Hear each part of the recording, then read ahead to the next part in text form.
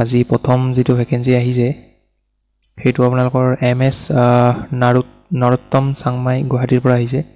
এটো আপোনালোকৰ accounts এক্সিকিউটিভৰ post হয় এক্সপেৰিয়েন্স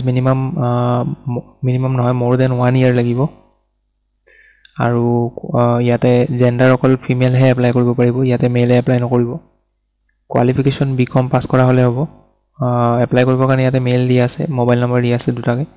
আপোনালোকে যেনেকৈ বিচাৰে এপ্লাই কৰি ল'ব পাৰিব এটো আছিল আজি প্ৰথম ভ্যাকেন্সি আজি 2 নম্বৰ যেটো ভ্যাকেন্সি হেতু এয়াৰটেল কোম্পানীৰ পৰা আহিছে ইয়াত আপোনালোকৰ লোকেশন হ'ব হোজাই শিলচৰ বিশ্বনাথ চাৰিআলি এডুকেশন কোৱালিফিকেশন আপোনালোকৰ গ্ৰেজুৱেচন কৰা হলে হ'ব আৰু এক্সপেৰিয়েন্স 1 to 2 years লাগিব সেলছত FMCG FMCD বা টেলিকমিউনিকেশন বা BFSI সেক্টৰত যদি আগতে কাম কৰিছে সেলছত তেতিয়া হলে এপ্লাই কৰিব পাৰিব এটো মেইল হয় এই মেইলটোত আপোনালোকে বায়োডাটা পঠিয়াই এপ্লাই কৰিব আৰু মেইলটো টাইপ কৰোতে আপোনালোকে ভালকে টাইপ কৰিব এ ইয়াতে আন্ডাৰস্কোৰ এটা আছে আন্ডাৰস্কোৰটো দি লব তাৰ পিছত এখিনি টাইপ কৰি দিব আৰু এপ্লাই কৰাৰ লাষ্ট ডেট হল আপোনালোকৰ 15 এপ্ৰিল পিছৰ ভ্যাকেন্সিটো আপোনালোকৰ কনস্ট্ৰাকচন ফাৰ্ম এটাৰ পৰা আহিছে পোষ্ট হৈছে একাউন্টেন্ট কোৱালিফিকেশন বিকম নহলে এমকম কৰা হলে হ'ব আৰু আপোনালোকৰ নলেজ থাকিব লাগিব টেলি আৰু ষ্টৰ মেনেজমেন্টত তেতিয়াহে আপোনালোকক প্ৰিফাৰেন্স দিব নাথাকিলেও হ'ব আপোনালোকৰ যদি মেনেজমেন্ট ষ্টৰ মেনেজমেন্টত যদি এক্সপেৰিয়েন্স নাই অকল যদি আপোনালোকে টেলি জানে তথাপিও আপোনালোকক ইন্টাৰভিউ কাৰণে হয়তো মাতিব পাৰে এপ্লাই কৰিব এটো মেইল দিয়া আছে এই মেইলটোত বায়োডাটা পঠিয়াই দিব আৰু কিবা খুদিব লগা থাকিলে মোবাইল নম্বৰটো কন্টাক্ট কৰি ল'ব আপোনালোকৰ এপ্লাই কৰা লাষ্ট ডেট হ'ব 15 এপ্ৰিল পিছৰ পোষ্টটো আপোনালোকৰ টিচাৰৰ পোষ্ট হয় ইয়াতে ফুল টাইম টিচাৰৰ ভ্যাকেন্সি সাবজেক্ট কিটা হ'ব সায়েন্স ইকোলজি আৰু সায়েন্স আৰু ইকোলজিৰ কাৰণে হয়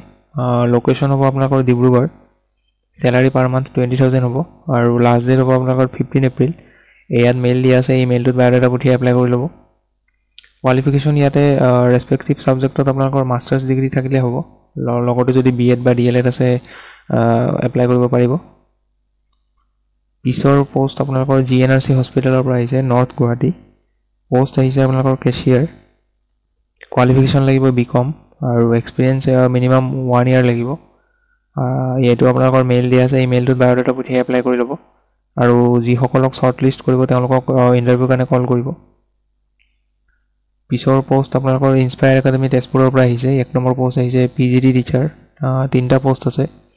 সাবজেক্ট কিটা হ'ব কেমিষ্ট্ৰি ফিজিক্স আৰু কম্পিউটাৰ সায়েন্স স্যালাৰি আপোনালোকৰ গভৰ্নমেন্ট পে স্কেলত হ'ব আৰু আপোনালোকৰ ৰেন্ট ফ্ৰী একমোডেশন দিয়া হ'ব বাহিৰৰ যি সকল ফেকাল্টি যাব তেওঁলোকৰ কাৰণে হ'ব আৰু এডুকেশনাল কোৱালিফিকেশন মাস্টাৰ্স হ'ব লাগিব মাস্টাৰ ডিগ্ৰী থাকিব লাগিব ৰেসপেক্টিভ ডিসিপ্লিনত 2 নম্বৰ পোষ্ট হৈছে ফ্ৰন্ট ডেস্ক এক্সিকিউটিভ ইয়াতে এটা পোষ্ট আছে কোৱালিফিকেশন আপোনালোকৰ গ্ৰেজুৱেচন কৰা হলে হ'ল যিকোনো ষ্ট্ৰীমত আৰু গুড কমিউনিকেশন স্কিল হ'ব লাগিব আৰু কম্পিউটাৰ স্কিল থকা হ'ব লাগিব এজ লিমিট নাই কোনো ধৰণৰ আৰু আপোনালোকে ওয়াক ইন ইন্টাৰভিউটো যাব পাৰিব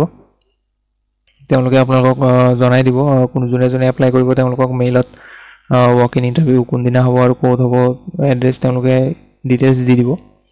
এই মেইলটোত আপোনালোকে বায়োডাটা পঠিয়াই এপ্লাই কৰি ল'ব ইয়াত যেটো মেইল দিয়া আছে আৰু এপ্লাই কৰাৰ লাষ্ট ডেট হ'ব 15 এপ্ৰিল